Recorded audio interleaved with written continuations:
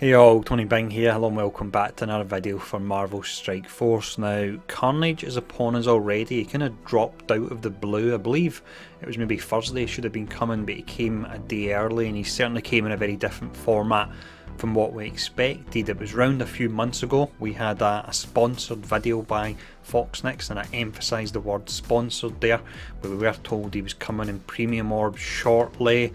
3 months later, he's still not appeared. Everyone's stocked up their premium orbs, and then suddenly an offer shows up in the store for £48 for him, which is pretty disgusting, to be honest. And then we find out that he'll be locked behind Blitz. Because he's a 3-star character as well, it means unless you get the top 1500, you won't be unlocking him. Now, this is something I'm probably going to talk about a bit more in another video, because this one is really just an orb opening. But Carnage is here. I'm not really happy how he's appeared, and again, I'll probably talk about it later in another more in-depth video. But for this one, what we'll be doing is we opening 8 of his orbs. We'll get him unlocked from that, and then we'll have a quick look at his kit and see how high I can rank him as well. After we've done that, we'll get some tier 8 Blitz videos, because I know you'll like them, so feel free to leave suggestions for teams you would like to see. And then following on from that, of course, we'll have the in-depth review as well, and that should come pretty soon, because I've got a good feel about him from looking at his kit. He's a character I think it's quite easy to actually rate, because he does look really pretty strong, and I'm sure when I get some hands-on time with him I'll be able to confirm that. But let's go in first and get these orbs opened. As mentioned then, it's a 3-star unlock for Carnage, so that means you need 100 shards. You get 55 shards as standard, and then you get 8 of the orbs. Now if we quickly check here, so you can get gold in the left and right pillars, and then in the middle you get anywhere from between 6 to 180, so it's a near enough 1 in 2 chance for only 6 there. Once we get up to more respectable numbers like 20, it's 3%, 60 0.67, and then finally your chance of getting 180 shards from him is 0.13, so I'm fully expecting to see a lot of greens here, but as long as we get them unlocked, that's the main thing, then we can get them shown off. So here we go, let's get them opened. There we go, that's 8. And we've got 6. And we've got 8. Can't believe I spent £48 for this. I will make it back, I will say. As much as I grudge giving Foxnix my money, I will make this back anyway. That's 8 again. I think we're getting all greens here. Absolute pish, to be honest. Let's see. Whoop-de-doo. We get 10. One more, final one. Excuse my language, but that was a load of shit. Right, so let's go in and get him unlocked now. So get him unlocked at 3-star then, and with the shards I've got after his Blitz, I'll actually be 2 shards short from actually taking him to 4-star, which is really annoying. But let's click here, we'll see how high we can take him. Once I've ranked him up a fair bit as well, what I'll actually do is I'll go in and I'll quickly run over his kit. I always do that in these videos as well. So I've got 2.34 million gold. I'm going to go up to 60. That still leaves 1 million gold for the various other upgrades we need to do. There we go. His health does look really high from what I've actually seen. Now let's go in. Actually, what I need to do is quickly equip all his gear, because we can't upgrade his skills until we've equipped his gear. So let me quickly skip past this bit.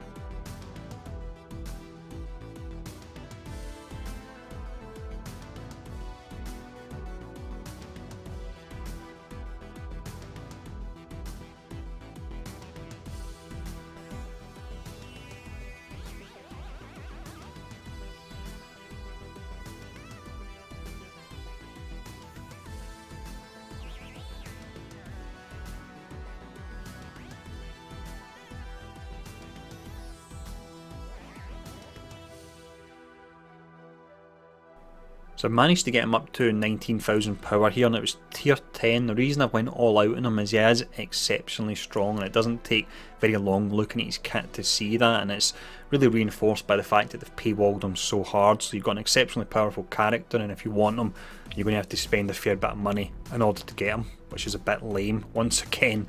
Now we'll quickly look at the abilities, the stats and the traits just to finish up anyway. So trait wise, you've got Villain, City, Bio, Brawler, Spider-Verse. Spider-Verse is the most obvious one, but there is a different team I want to run him with, which I think could be really potent and fun, and I'll do that in another video. I'm not going to spoil it just yet. Stat wise, he's looking really pretty strong. His health would be an A. Damage is a C, but it's offset by his skills and the high multipliers and the piercing. Armor's an F, again that's offset by his health. Focus and resistance look like they would both be A's. And then you've got his speed. He's possibly in about the top 5 in the game with 126 speed there. Look at his abilities that I probably will take higher, but I just took them all to 5 for the active and 3 for the passive. But if we check these out here, now I've added all this up, so I'll actually quickly run over the abilities if it was maxed out at level 7. So on the basic here, you're attacking the primary target for 280% damage.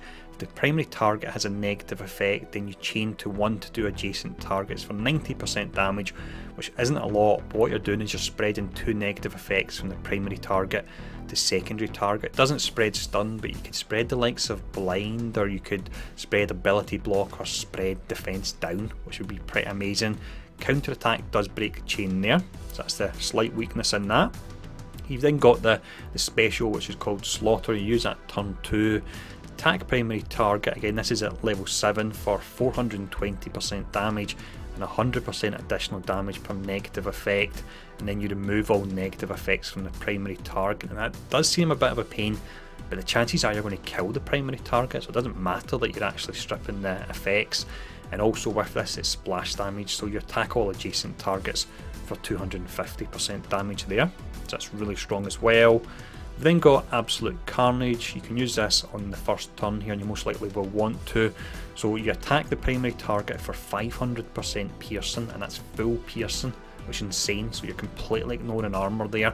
You're applying 2 bleed for 2 turns. If the primary target is above 50% health, which with Carnage's speed, chances are they will be, you apply an additional bleed for 2 turns again there. Absolutely unbelievable, it really is. And then let's finally check out the passive, which is pretty insane as well. So this is Frenzied Fury.